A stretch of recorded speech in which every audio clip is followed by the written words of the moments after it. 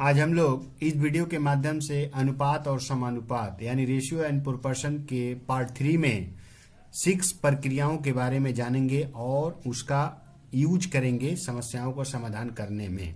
जैसे पहला नंबर हमने लिखा है एकांतर प्रक्रिया यानी अल्टरनेंडो। इस प्रक्रिया का प्रयोग करके हम लोग क्या कर सकते हैं, जैसे हमको एक समानुपात दिया गया है, A:B समानुपात C:D। इसको हम लोग चाहें तो इस प्रक्रिया का प्रयोग करके यानी ऊपर की जो प्रक्रिया है इसको प्रयोग करके इसको हम लोग लिख सकते हैं A:C समानुपात B:D। हम लोग देख पा रहे हैं B और C का स्थान बदल गया है, यानी B जो है C के जगह पर चला गया, C जो है B के जगह पर चला गया है। इसके बाद हम बात करेंगे तो इसका प्रयोग होता है जब हम लोग सम्स का सॉल्व करते हैं, तो इस प्रक्रिया का प्रयोग करके हम लोग उसको करते हैं। इस चीज को प्रूव भी किया जा सकता है। इसके बाद है विपरीत या व्युत्क्रम प्रक्रिया यानी इन्वर्टेंडो। इन्वर्टेंडो में क्या होता है, सपोज दैट हमको एक समानुपात दिया गया A:B एंड C:D। यह एक समानुपात है। अब यदि हम लोग इस समानुपात में हम लोग इस प्रक्रिया का प्रयोग करें यानी इन्वर्टेंडो का प्रयोग करें तो ये हो जाएगा B:A समानुपात D:C। ये इस तरह से होगा। कहने का मतलब है यदि इसको हम लोग और करें A/B = C/D दिया गया है तो ये हो जाएगा B/A = D/C। चेंज हो गया। इसके बाद हम बात करेंगे योग प्रक्रिया यानी कंपोनेंडो। कंपोनेंडो क्या है, जैसे हमको एक रेशियो दिया, एक समानुपात दिया गया है A:B समानुपात C:D। अब यदि इस समानुपात में हम लोग इस प्रक्रिया को लगाएं यानी कंपोनेंडो को यूज करें तो ये क्या हो जाएगा, ये प्लस B/A समानुपात C+D:D। या फिर इसको हम लोग थोड़ा सा और कर दें, ऐसे A/B = C/D। इसको भी हम लोग इजी कर दें A/B = C+D/D। तो इसको हम लोग बोलते हैं योग प्रक्रिया बाई कंपोनेंडो। इसके बाद हम लोग बात करेंगे भाग प्रक्रिया की यानी डिविडेंडो। यहाँ भी हम लोग अगर सपोज दैट ये हमको समानुपात दिया गया है C:D और इसको हम लोग लिख दिए A/B = C/D। अब यदि इस प्रक्रिया का, इस भाग प्रक्रिया का इसमें यूज किया जाए तो इसमें यूज करेंगे तो क्या मिलेगा, A-B समानुपात C-D:D। यानी फाइनली इसको हम लोग लिख सकते हैं A-B/B = C-D/D। यहाँ पर इस प्रक्रिया को प्रयोग करके लिखे हैं। इसके बाद हम लोग इस प्रक्रिया को देखते हैं, प्रक्रिया नंबर 5 योग भाग प्रक्रिया यानी कंपोनेंडो एंड डिविडेंडो। यह बहुत ही इंपॉर्टेंट एक प्रक्रिया होती है जो कि ट्रिग्नोमेट्री अलजेब्रा को सॉल्व करने में बहुत ही हेल्पफुल होता है और किसी सम को हम लोग बहुत इजीली कर सकते हैं। इसलिए इस प्रक्रिया को समझना बहुत ही जरूरी है। तो जैसे हमको दिया गया है, एक रेशियो दिया गया है A:B समानुपात C:D दिया गया है। इसको हम लोग चाहें तो लिख सकते हैं A/B = C/D। अब यदि इसमें हम लोग इस प्रक्रिया को यूज करें यानी कि योग भाग प्रक्रिया यानी 3 नंबर और 4 नंबर, अगर दोनों का यूज एक साथ किया जाए तो क्या होता है, ये हो जाता है A+B = A-B समानुपात C+D = C-D। या फिर इसको हम लोग लिख सकते हैं A+B/A-B = C+D/C-D। यह बहुत ही एक यूजफुल प्रक्रिया होती है। इसके बाद हम बात करते हैं संयोजन प्रक्रिया की बाय एडेंडो। एडेंडो क्या है? तो सपोज दैट यहाँ पर एक समानुपात दिया गया A:B equals to C:D equals to E:F दिया गया है। अब यदि हम लोग इस प्रक्रिया का यूज करें, संयोजन प्रक्रिया यानी एडेंडो को यूज करें, तो ये जो पूरा रेशियो जो है ये हो जाएगा A plus C plus E बटा में B plus D plus F, यानी A plus C plus E is to B plus D plus F। ऐसा हम लोग यूज कर सकते हैं। ये भी प्रक्रिया का यूज बहुत जगह पर किया जाता है।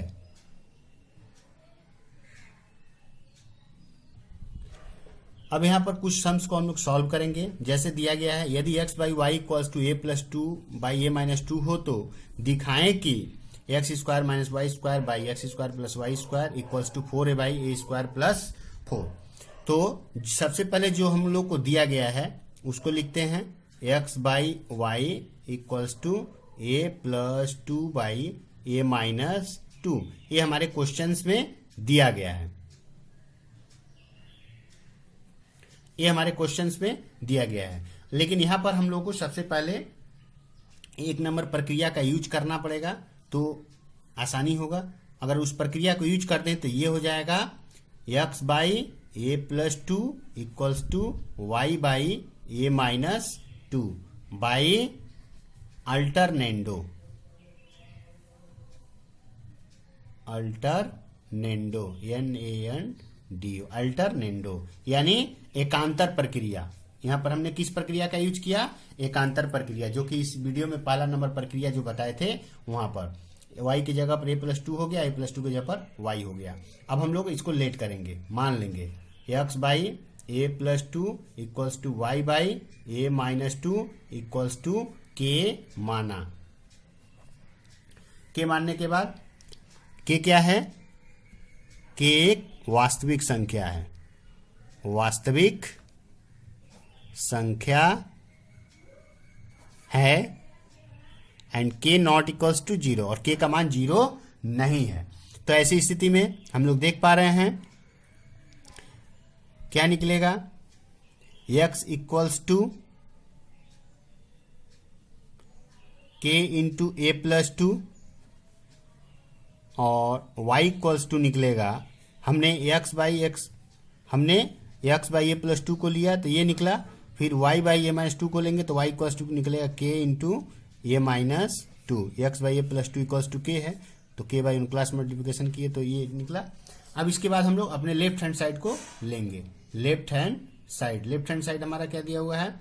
X square minus y square by x square plus Y square equals to x का वैल्यू क्या निकला है? k into a plus two, तो ये हो जाएगा k a plus two square है तो इसका भी स्क्वायर होगा, इसका भी स्क्वायर होगा क्योंकि होल स्क्वायर दिया हुआ है, माइनस वाई का वैल्यू है k ए माइनस टू तो k का स्क्वायर ए माइनस टू का स्क्वायर।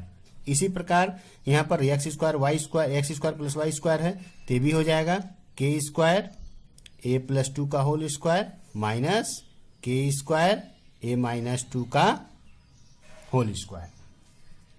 अब इसको हम लोग ब्रेक करेंगे। हम लोग देख पा रहे हैं k स्क्वायर कॉमन हो जाएगा, तो कॉमन ले लिए हम लोग, तो अंदर में बचा ए प्लस टू का होल स्क्वायर माइनस ए माइनस टू का होल स्क्वायर। तो अब हम लोग इसको चाहें तो सिंप्लीफाई कर दें, फार्मूला में तोड़ दें तो ये हो जाएगा A square plus 4a plus 4 minus, इसको तोड़ेंगे तो ए स्क्वायर माइनस 4a प्लस 4 होगा, बट बाहर में माइनस है तो ये टूटेगा तो ये हो जाएगा A square plus 4a minus 4।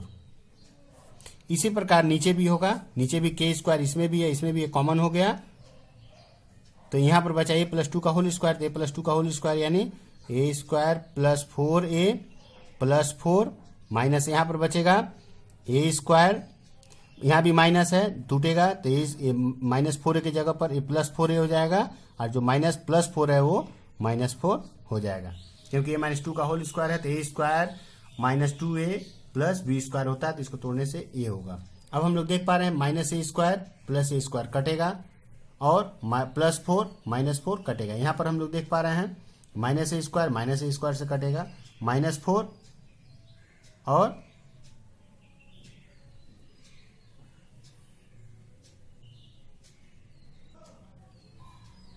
अच्छा, ये थोड़ा सा हम लोग यहाँ पर मिस्टेक कर दिए। यहाँ पर x square plus Y square हम लोग देख पा रहे हैं, और लेकिन यहाँ पर हमने माइनस लिखा है, इसलिए ये प्लस होगा, तो यहाँ भी प्लस होगा। तो जब ये प्लस होगा तो अंदर का कोई साइन चेंज नहीं होगा, यानी ये प्लस होगा तो प्लस ही होगा, माइनस हमने कर दिया था और ये माइनस हो जाएगा, क्योंकि इसको तोड़ेंगे तो a स्क्वायर -4a प्लस 4 होगा। अब बाहर में प्लस है तो कोई साइन चेंज नहीं होगा। अब हम लोग देख पा रहे हैं ये भी नहीं कटेगा और a स्क्वायर भी नहीं कटेगा। कटेगा क्या? -4a और +4a, और k स्क्वायर से k स्क्वायर कटेगा। अब हम लोग ऊपर में देख पा रहे हैं 4a कितना हो गया? 8a, और नीचे में हम लोग देख पा रहे हैं a स्क्वायर हो जाएगा 2a स्क्वायर प्लस 4a और 4a, ये भी प्लस में है, 4a कितना हो गया? 8a। अब हम लोग देख पा रहे हैं ऊपर में 8a हो गया, नीचे में हम लोग चाहेंगे तो 2 कॉमन कर सकते हैं, तो a हो जाएगा a स्क्वायर प्लस 4a, इसे कट जाएगा तो 4a। हम लोग देख पा रहे हैं हमारा निकला LHS में क्या निकला? 4a/a स्क्वायर प्लस 4a, और हमारा RHS में यही दिखाना था 4a/a स्क्वायर प्लस 4। देयरफॉर हम लोग लिख सकते हैं LHS equals to RHS, proved. अब यहाँ पर एक और सम हम लोग करते हैं। दिया गया यदि a/b equals to c/d equals to e/f हो तो प्रमाणित करें प्रत्येक अनुपात equals to 5a - 7c - 13e divided by 5b - 7d - 13f होगा। प्रत्येक अनुपात, जैसे एक अनुपात ये है, एक अनुपात ये है और एक अनुपात ये है, यहाँ पर प्रमाणित यही करना है कि तीनों अनुपात का मान इसके बराबर होगा, तो कोई दिक्कत नहीं है। जो दिया गया हम लोग उसको लिखते हैं पहले, a/b equals to c/d equals to e/f दिया गया है। इसको हम लोग क्या लिख सकते हैं?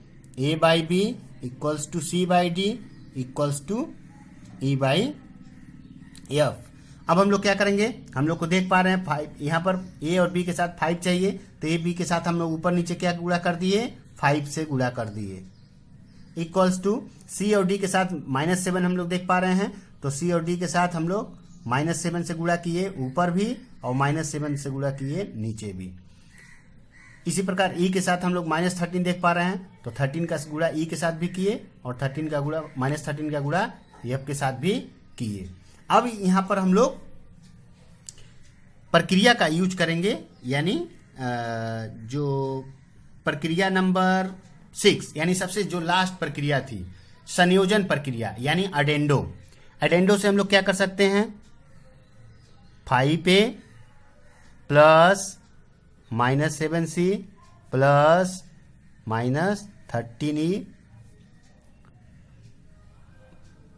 5b plus -7d plus -13f।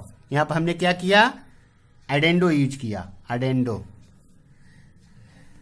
ADDENDO, यानी संयोजन प्रक्रिया, संयोजन प्रक्रिया। संयोजन प्रक्रिया से एक अनुपात यह था, एक था ये और एक ये था, तो संयोजन प्रक्रिया से हमने यूज किया, यानी ये जो निकला ये इसके बराबर भी है, इसके बराबर भी है, ये इसके बराबर भी है। तो फाइनली इसको हम लोग लिख देते हैं -7c, क्योंकि यहाँ प्लस माइनस माइनस हो जाएगा, -13e, और ये हो जाएगा 5b -7d -13f। ये हमको प्रूव्ड करना था, ये हमारा प्रूव्ड हो गया। ये बहुत ही इम्पोर्टेंट सम है, बार बार ये पूछा जाता है और बहुत से लोग इसमें कंफ्यूज हो जाते हैं, कंफ्यूजन होता है।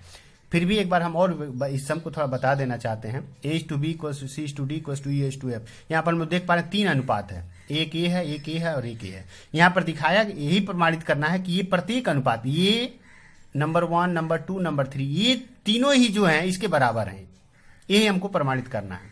तो हमने यहाँ पर लिया, ऊपर नीचे मल्टीप्लाई हम लोग कर ही सकते हैं, क्योंकि अगर इसको काटेंगे तो कोई चेंजेस नहीं आएगा, ऊपर नीचे कट सकता है।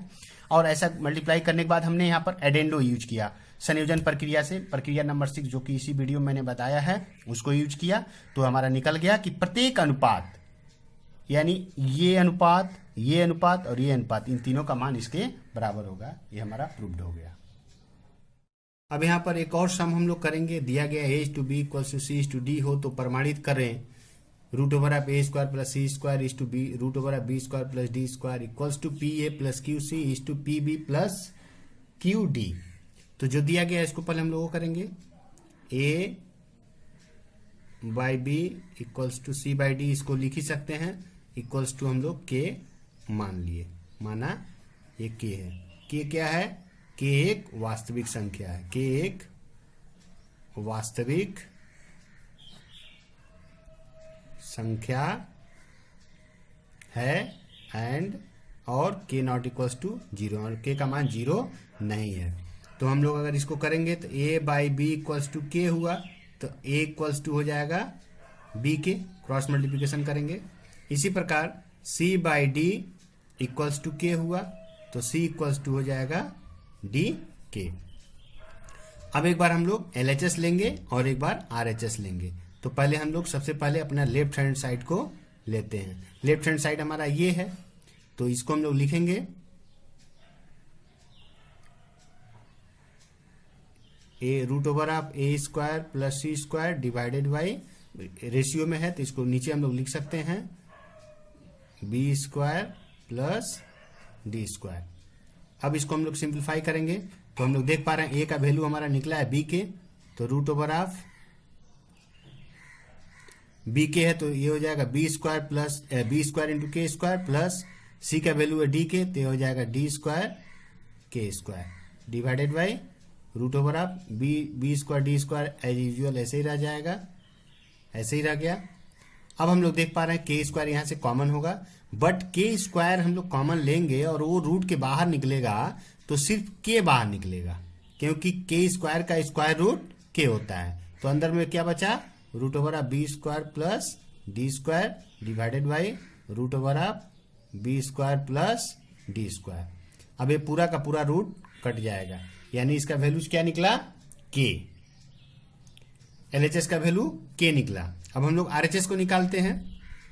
हम लोग RHS को यहां से निकालते हैं, left hand right hand side को यहां से देखते हैं। राइट हैंड साइड में क्या है? PA प्लस QC अनुपात में दिया गया है, तो हम लोग इसको बटा में लिख सकते हैं PB प्लस QD। तो P इंटू A का वैल्यू क्या है? B के, तो ये हम लिख दिए B के, प्लस Q इंटू C का वैल्यू D के। और यहाँ पर हम लोग कुछ नहीं कर सकते क्योंकि यहाँ B और D का कोई वैल्यू नहीं है, तो ये ऐसे रह जाएगा। अब हम ऊपर देख पा रहे हैं K कॉमन हो रहा है, तो K कॉमन हो जाएगा, तो ऊपर में बचेगा PB प्लस QD, और नीचे में तो PB प्लस QD है। ये पूरा पूरा कट गया, तो ये भी K निकला। हम लोग देख पा रहे हैं हमारा लेफ्ट हैंड साइड भी K निकला और राइट हैंड साइड भी K निकला। देयरफॉर हम लोग क्या लिख सकते हैं? देयरफॉर हम लोग लिख सकते हैं left hand side equals to right hand side. Proved. अब एक सम और हम लोग करते हैं। दिया गया है x is to a equals to y is to b equals to z is to c हो तो प्रमाणित करें x Q by A square plus Y Q by B square plus Z Q by C square equals to x plus y plus Z का whole cube divided by a plus b plus c whole square. तो ठीक है, जो दिया गया पहले उसको हम लोग लिखते हैं। तो एक्स इज टू ए, तो X by A equals to Y by B equals to Z by C equals to के हम लोग मान लेंगे, माना के क्या है? के एक वास्तविक संख्या है, के एक वास्तविक संख्या है और के नॉट इक्वल्स टू 0, यानी के का मान 0 नहीं है। तो एक एक करके लेंगे हम लोग। X by A equals to क्या है? के, तो एक्स इक्वल्स टू निकलेगा ए के, इसी प्रकार y by B equals to K, तो y इक्वल्स टू भी निकलेगा b के। इसी प्रकार z by C equals to है k, तो z इक्वल्स टू भी क्या निकलेगा, c के। अब हम लोग अपने लेफ्ट हैंड साइड को लेकर सॉल्व करेंगे। हमारा लेफ्ट हैंड साइड क्या है, लेफ्ट हैंड साइड क्या है, X Q by A square plus Y Q by B square plus Z Q by C square. तो जो जो वैल्यू हम पुट करेंगे, एक्स का वैल्यू ए के, तो ए के है तो ए क्यू के की होगा क्योंकि एक्स क्यू है, by A square plus Y का वैल्यू बी के है तो ये हो जाएगा B Q K Q by B square plus Z का वैल्यू सी के है, जेड क्यू है तो ये हो जाएगा C Q K Q by C square.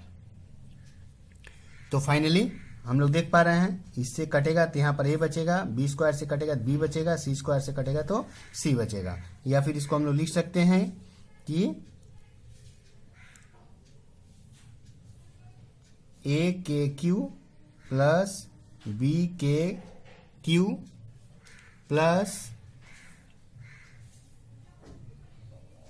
सी के क्यू, या फिर के को हम लोग के क्यू को बाहर निकाल लेते हैं तो ये हो जाएगा ए प्लस बी प्लस सी। ये हमारा लेफ्ट हैंड साइड निकला। अब हम लोग राइट हैंड साइड को लेकर करेंगे। आर एच एस में क्या है, x plus y plus z whole cube by a plus b plus c whole square. तो x plus y plus z है तो ये हो गया a k plus b k plus c k whole Q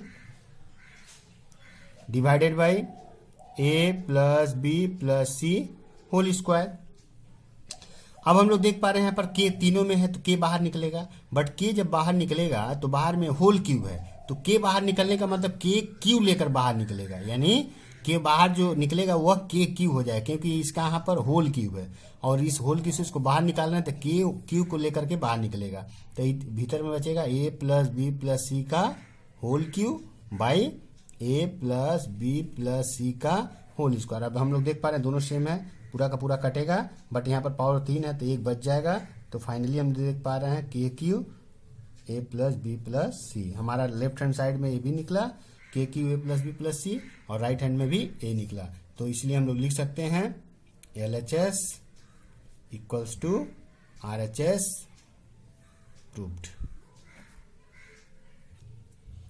अब यहाँ पर एक सम और हम लोग करेंगे, दिया गया है a is to b equals to b is to c हो तो प्रमाणित करें a square b square c square root bracket में 1 by a cube plus 1 by b cube plus 1 by c cube equals to a cube plus b cube plus c cube. यहाँ पर थोड़ा ध्यान देने की बात है, हम लोग देख पा रहे हैं जो अनुपात दिया गया है ए इज टू बी है, यानी एक अनुपात जहाँ खत्म हो रहा है दूसरा अनुपात वहीं से शुरू हो रहा है, यानी यह जो है यह क्रमिक समानुपाती है यानी कंटिन्यूड प्रोपोर्शन है।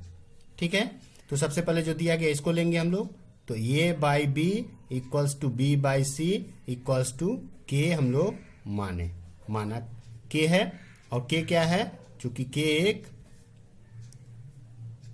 एक वास्तविक संख्या है, वास्तविक संख्या है और क्या के नॉट इक्वल्स टू 0 और के का मान 0 नहीं है। तो अब हम लोग क्या करेंगे, जब कंटिन्यूड प्रोपोर्शन रहता है तो हम लोग सबसे लास्ट वाला यानी जो सबसे राइट साइड में होता है उसको पहले लेते हैं। तो जैसे हमने लिया b by C equals to K, तो b इक्वल्स टू क्या निकलेगा c के। इसी प्रकार तब a by B equals to K होगा तो a इक्वल्स टू निकलेगा b के, बट हम लोग देख पा रहे हैं कि यहाँ b का वैल्यू ऑलरेडी निकला हुआ है, इसलिए मैं बोल रहा हूँ कंटिन्यूड प्रोपोर्शन में राइट साइड को पहले लेते हैं। जैसे b by C equals to K को पहले लिए, b का वैल्यू निकाले फिर a का निकाले क्योंकि b का वैल्यू a में काम आएगा। तो इस तरह से जितना बड़ा भी कंटिन्यूड प्रोपोर्शन हो सबसे लास्ट वाला पहले लेते तो बैक कैलकुलेशन करते हुए यानी राइट टू लेफ्ट आएंगे। तो यहाँ पर हम लोग देख पा रहे हैं b का वैल्यू है c के, तो ये c के इंटू के तो ये हो जाएगा c के स्क्वायर, यानी a का वैल्यू फाइनली c के स्क्वायर निकला और b का वैल्यू c के निकला। अब हम लोग अपना लेफ्ट हैंड साइड को लेते हैं। लेफ्ट हैंड साइड हमारा क्या है, a square b square c square 1/a³ plus 1/b³ plus 1/c³। कोई दिक्कत नहीं है। अब इसको हम लोग सॉल्व करेंगे तो ये हमारा हो जाएगा, यहीं पर लिखते हैं हम लोग, तो ये हो जाएगा a का वैल्यू है c² तो c² का होल स्क्वायर करना है इनटू b² यानी b का वैल्यू है c तो ये हो जाएगा c का स्क्वायर इनटू c²। इसी प्रकार यहाँ पर क्यूब है यानी a का वैल्यू क्यूब में दिया हुआ है तो यहाँ पर लिखेंगे हम लोग c² का क्यूब प्लस 1/b का वैल्यू है c तो ये हो जाएगा c का क्यूब प्लस 1/c³। अब इसको हम लोग गुणा करेंगे तो ये हो जाएगा c² यानी c का पावर हो जाएगा 6 क्योंकि इसको तोड़ेंगे तो यहाँ c² मिलेगा, c², यहाँ पर मिला k का पावर 4, यहाँ k का पावर 2 तो ये हो जाएगा k का पावर 4 और 2 कितना हो जाएगा 6। और इसको लिखेंगे 1/c³ k का power 6 plus 1/c³ k³ plus 1/c³। इसको c का पावर 6 k का पावर 6 अगर इसको एलसीएम लेते हैं हम लोग तो क्या निकलेगा c³ k का पावर 6। c³ k का पावर 6 यहाँ पर 1 हो गया, इससे कटेगा तो यहाँ पर k³ बचेगा क्योंकि k³ आएगा 1 में गुणा करेंगे तो k³ c³ 6 को भाग देंगे तो कट गया, बचा k का पावर 6, k का पावर 6 में 1 से मिल तो k का पावर 6 हो जाएगा। अब हम लोग देख पा रहे हैं k का पावर 6 से k का पावर 6 कट जाएगा और इस c³ से ये कटेगा तो c³ हो जाएगा, यानी फाइनली क्या हुआ c³ इसको हम लोग लिख सकते हैं k का पावर 6 प्लस k³ प्लस 1 या फिर इसको अंदर मल्टीप्लाई करते हैं तो c³ k का power 6 plus c³ k³ plus c³। ये हमारा निकला लेफ्ट हैंड साइड में। अब हम लोग राइट हैंड साइड यहाँ पर लेते हैं। RHS में दिया गया है a³ plus b³ plus c³ तो कोई दिक्कत नहीं है। a³ दिया गया है यानी c² का होल क्यूब प्लस b का वैल्यू दिया गया है यानी c का होल क्यूब प्लस c³ तो ये हो जाएगा c का पावर क्यूब प्लस k का power 6 plus c³ k³ plus c³ हम लोग देख पा रहे हैं RHS में जो आया वही LHS में भी आया है। देयरफॉर हम लोग लिख सकते हैं LHS equals to RHS proved.